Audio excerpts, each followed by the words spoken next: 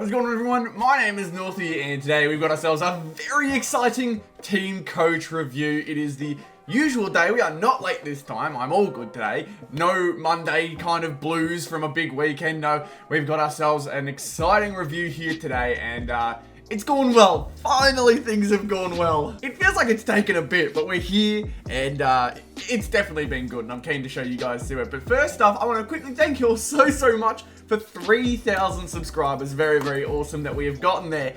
Really keen to see how far we can take this channel for the rest of the year. If we can hit 4K this year, that'd be crazy as well. But so far, I am more than happy with how far we've come, and I'm really keen to keep it going for the rest of the year. So yeah, keep showing your love and keep subscribing if you haven't already. If we look at the percentage from the last time I asked you, this is what it was. About 82, I think, 82.5. I think it's whatever it says on the bottom of the screen. And now we're at... It's gone up. I don't know how it's gone up, but it has, so we're going to say, try and push it down a bit further. I don't know how it's gone up, considering we've hit 3,000, but just means you guys have got to keep pushing. Again, if you haven't subscribed yet, it means you didn't hear me the first time, so I've got to ask again. Subscribe to the channel, man. It's a good time. We have fun here, and hopefully you guys are enjoying what you see here as well. So thank you so much for clicking on it. Now let's get into our review for round 18. All right, so here we go. We've got ourselves the page here. I don't know if you can see it at the bottom, but it says something a little nice. Yep, you guys can see it just at the bottom. I'm happy that it shows up, but we have won ourselves a prize card, and we'll have to see just how many we've won in a second. But we have won ourselves a prize card, and I'm keen to show you guys how we've done over the entire week, because finally things paid off for us. Finally everything paid off, and we're feeling really good. So let's check off the team coach tips first, because this is the usual one that doesn't go well. 5 out of 9. Who would have thought? So got the Gold Coast one right, because yeah, like I said, Gold Coast win all of their home games, lose all of their away games, and that still is going 18 rounds into the season. I do not understand it. I really don't. But we got Collingwood versus Geelong that went wrong. Collingwood starting to look really poor. Now at 12th. Collingwood at 12th. I didn't know they were that far down. My God. Adelaide versus St Kilda. Adelaide ended up taking that at home. Hawthorn beating Freo at the MCG. Big win for Hawthorn. That is crazy to think that, like, Hawthorn are genuinely a finals contender at this point, and that's crazy to think. Like, they have done an amazing job this year at Hawthorn. I can't say it enough. Melbourne beating Essendon, though, that is a shocker. I did not expect that. Melbourne, with all the big players they rely on not being in, Essendon should have capitalized, and they just didn't. Very poor from Essendon, if I'm being honest. But great work, Melbourne, keeping their season alive. We got GWS beating Richmond. It was a lot closer than 24 points kind of says, but at the same time, if you're GWS, you take it and run. You got Carlton losing to the Dogs. Again, it just comes down to whether the Dogs play really well sometimes, and they did. They smashed it, beating them by 14. Brisbane only just beating West Coast at Perth, so honestly good on West Coast. They've had a few really poor games, and so that one, I think, will give them the confidence that, hey, we can still be competitive when we can. And Sydney beating North in a very comfortable fashion. I think North fans have gotten a bit used to the competitiveness as of late, so an 81 or a 79 point loss even. That is not what we were hoping for. Hoping for a competitive game, didn't get it. Didn't expect us to win though, so expected, but at the same time, I'm happy that we are not on the bottom of the ladder still.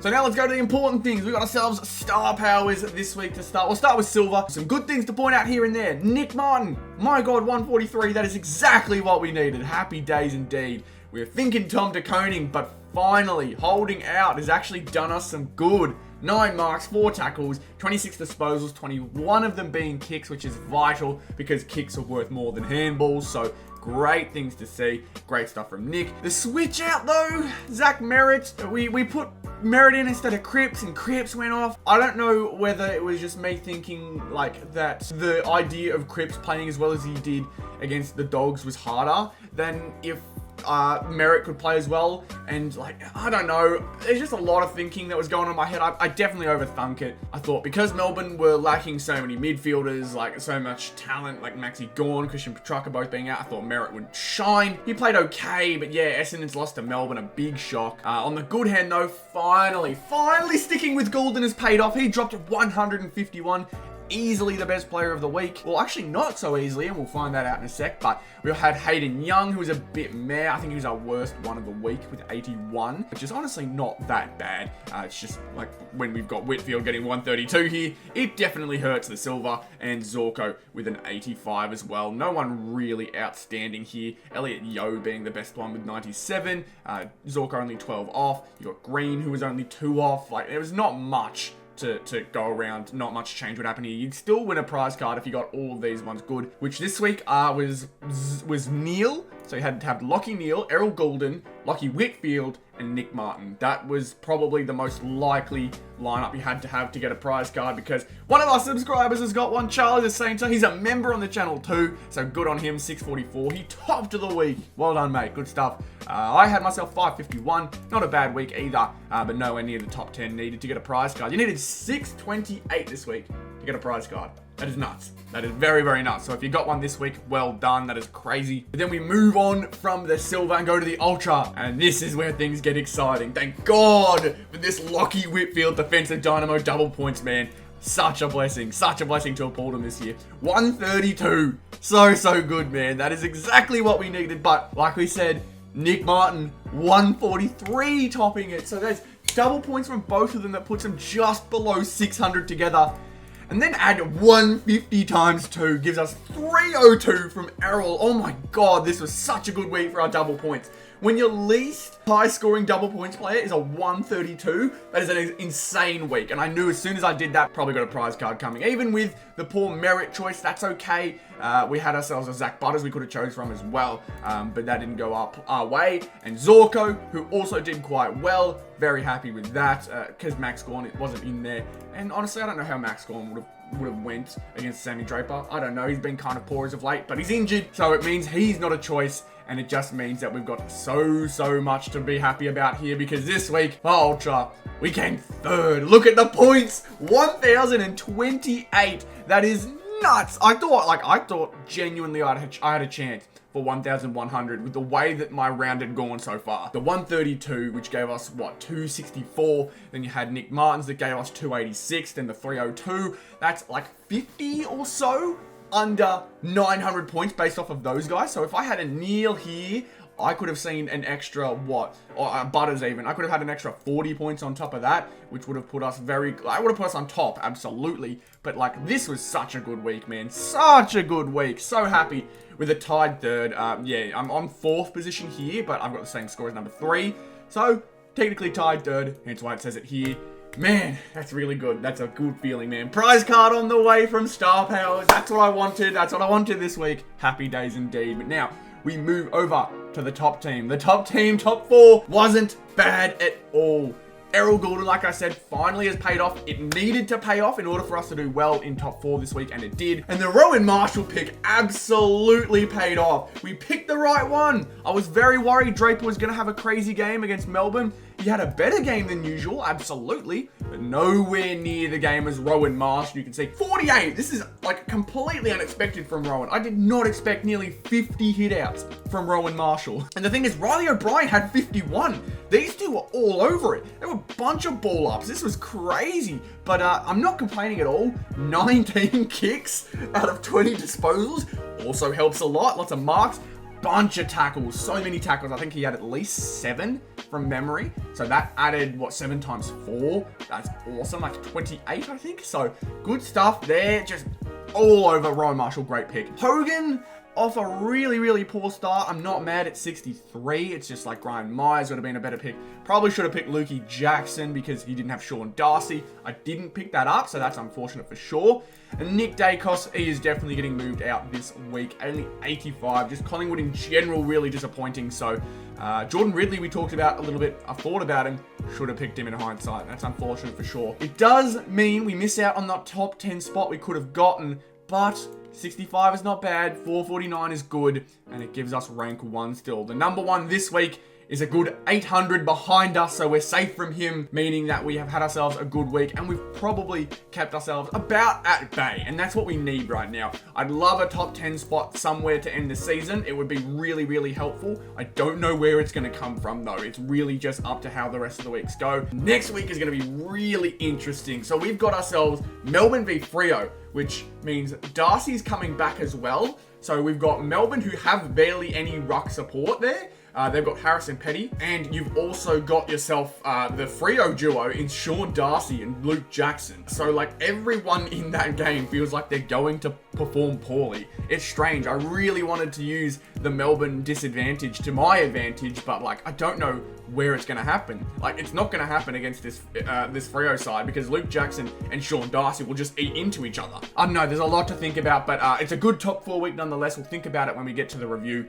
Just so happy. We're still number 1, man. We just need to keep it as long as possible. 8,000 points. We're happy as can be. Now let's go to top 18. This one was a pretty good top 18 week, especially in some areas like a forward line. You can see when we get the first 2 for the forwards, especially without Isaac Heaney, that is top notch. That is really, really good. So 116 from Grind. Told you I need him on a good week. You just have to keep him in sometimes because he has those weeks where you're like, damn, I should have kept him in. And this week, kept him in.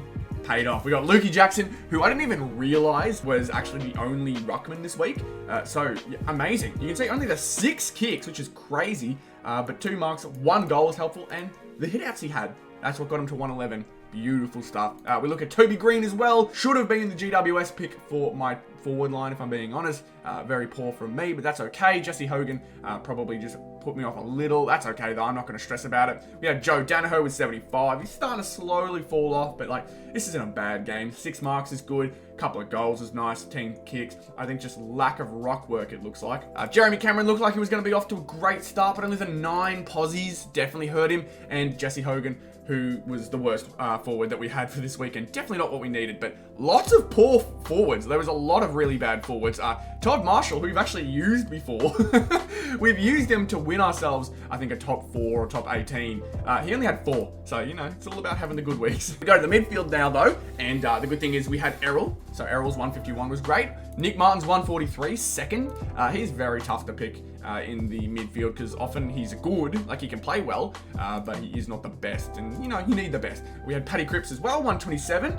Really, really showing out now. He's having a great end of season. Dunkley with only 106, which is okay. I'm not going to worry about it too much. But this is where we need to see the improvement. Merritt's 91. Bont only had 100, so only missing out on 9 points there. So I'm not too mad at it, but it would have been nice to have a little more. It's all good, but we go to Sammy Walsh's 88 as well. Would like to see him pick that up, but it's just good to see that we're still close to the 100. I'd like to see everyone hit 100 one week. Would be awesome, but you can't pick everything. Rowan Marshall's 150 was very helpful. And then we go to the back line, it was okay. Whitfield's 132, absolutely a godsend for us.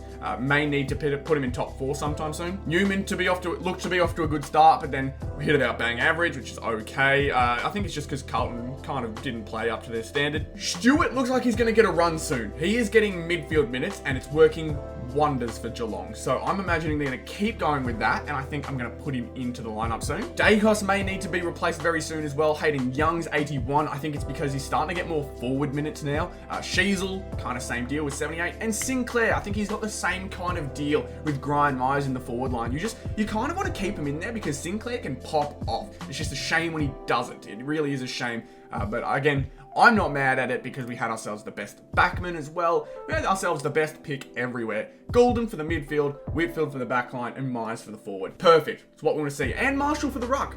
Extra helpful. We had the best one in every single mode, meaning we got ourselves a prize card here too. Rank 18 just gets us in there. And if it shows it on the screen, I know it's a bit tough. My name is in 18th, tied 1794, the last qualifying score. The last one, and it got us a prize card. Happy days. We love to see it. Rank 3 now for the season. I think we were last week too, but now moving us up even more. Really happy about that. 32,088 points. If we can find a way to get ourselves into first, which I don't think it'll happen. I think there is someone who is doing much better than me in rank 1 right now. So I think they're kind of safe. Unless they completely fall off, which I'd imagine is kind of tough for them to do at this point. I think they're going to be safe. But I'm very happy with how this week has gone. Absolutely. Which means we get to go look at some prize cards. Let's go over here.